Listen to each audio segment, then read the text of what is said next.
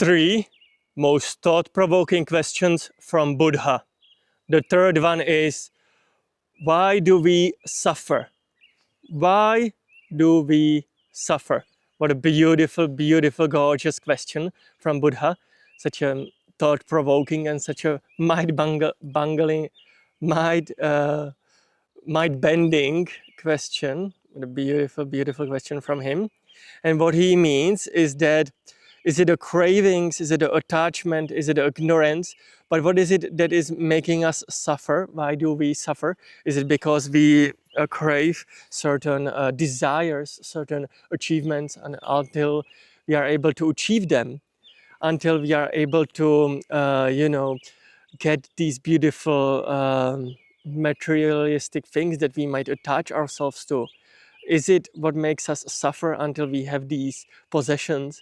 And isn't it that once we get these possessions, these materialistic things, or maybe these other forms of cravings, isn't it that we automatically start to fantasize about new goals and new desires? So isn't it sort of a perpetual loop of suffering in a sense? That's what I would guess Buddha means when he asked the beautiful question, why do we suffer? Why do we suffer? What a beautiful, beautiful question.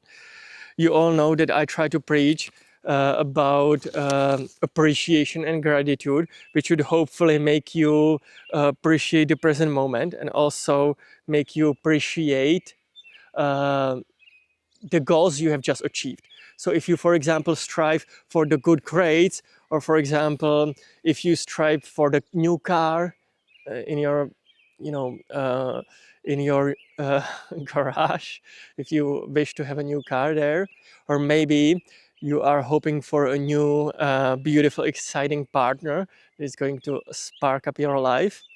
Whatever is it that you desire, automatically sometimes when we get these things, maybe when we get the A, we might desire to get another good grade from a different subject. For example, there was math, you might want to desire next A in biology, and so on and so on and so on. And so Buddha asks, why do we suffer? Well, I try to teach you, or try to preach on my channel, that through appreciation and gratefulness, we are able to enjoy the present moment, and thus being able to enjoy our winnings, but even our normal everydays, we are able to enjoy and be happy during our every single day. And so hopefully, if you practice gratitude and appreciation like I teach you, you will be able to suffer less, hopefully. And so maybe I'm not answering the question, why do we suffer, directly, because it's maybe more of a philosophical question. It's more of a thought-provoking question. It's meant to make you think. But what I'm trying to teach you definitely on this beautiful channel is to suffer less. That's what I'm trying to teach you. Hopefully you are gaining something from these videos. I'm truly, truly grateful for everybody who enjoys these videos. So hopefully you are getting something from them. And the second most thought-provoking question from Buddha is, what happens when desire ends? What is freedom like beyond cravings? What a beautiful, beautiful question. I believe that the first one is a direct quote, what happens when desire ends. I'm not 100% sure about the second question, what is freedom like beyond cravings? But I am certain about the first one. And it beautifully ties to our first question. What happens when desire ends? We talked about that we have certain goals and we have certain desires, we have certain cravings, and we attach ourselves and our identities to these goals. And once we achieve them, often than not, we are onto another thing, we are onto another craving, onto another desire in our life. And so what I would answer this, if I would answer this question directly, in many people's lives, what happens after, how is it worded? After desire ends, what happens when desire ends? After desire ends, I would answer is that most people in their life start to have a new desire. they automatically, they don't take their time and don't take their peace, and they start to desire next thing. They start to desire next craving, and they attach themselves to a next goal, which is something that I would recommend to avoid. I would recommend everybody to try to be in the present moment and enjoy your winnings, celebrate your winnings, and even celebrate your every single day. Be more present in life, and thus you will obviously suffer less, hopefully, in life. What a beautiful, beautiful, thought provoking question. And the first most thought provoking question from Buddha is it thought leading to suffering or to peace? Is this thought leading to suffering or to peace? Is this thought leading to suffering or to peace? And the reason why I included this question is because this one is very practical. This one is about self-control, and what truly Buddha was trying to teach us is to live in a present moment. And this is such a gorgeous, gorgeous, beautiful question, because it truly talks about what Buddha's teachings were all about. Is this thought leading to suffering or to peace?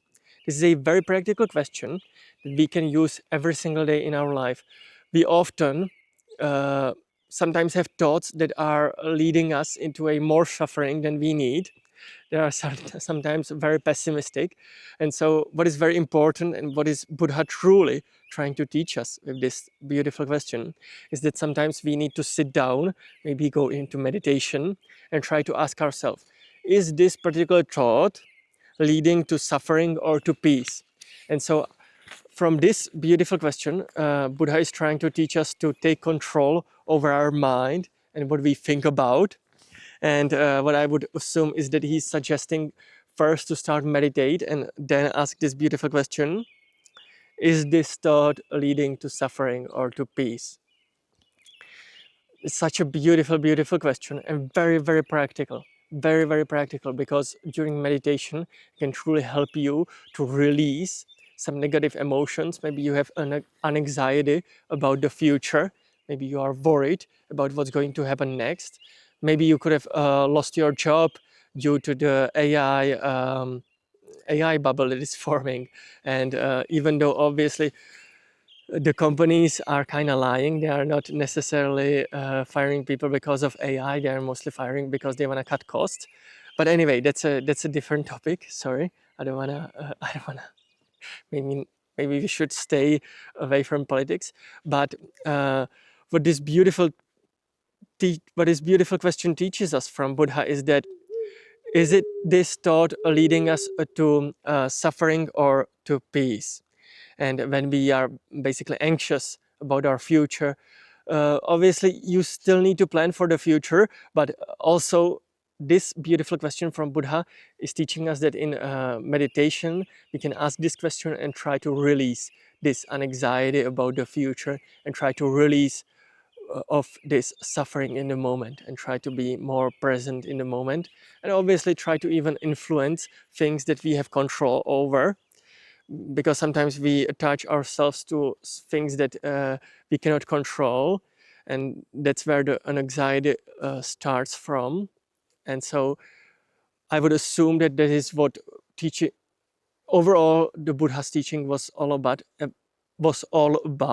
about being in the present moment and being able to enjoy the present moment, being able to release of suffering through our, just control over our mind, and being able to be more present, just more present. Guys, listen up. I don't just make these beautiful videos with my homeboy Mikey, but I also write a blog too. It's absolutely amazing. It's unique and everything you ever wanted. The blog is just so much fun. You will definitely love it, guys. So make sure to check it out. The link is in the bio. I feel like Mikey's not talking to me a little bit. He's kind of shivering. It's a little bit cold. We need to move. When we move, he's kind of warm, but right now he's a little bit cold. I guess he's happy that I understood. Yeah, he's starting to shiver a tiny bit. So we have to move. Once we move, he's always great. But yeah, make sure to check out the blog, guys. It's absolutely amazing. Also, make sure to check out the video right here and right there. And guys, I will catch you in the next one. Bye bye. Bye bye.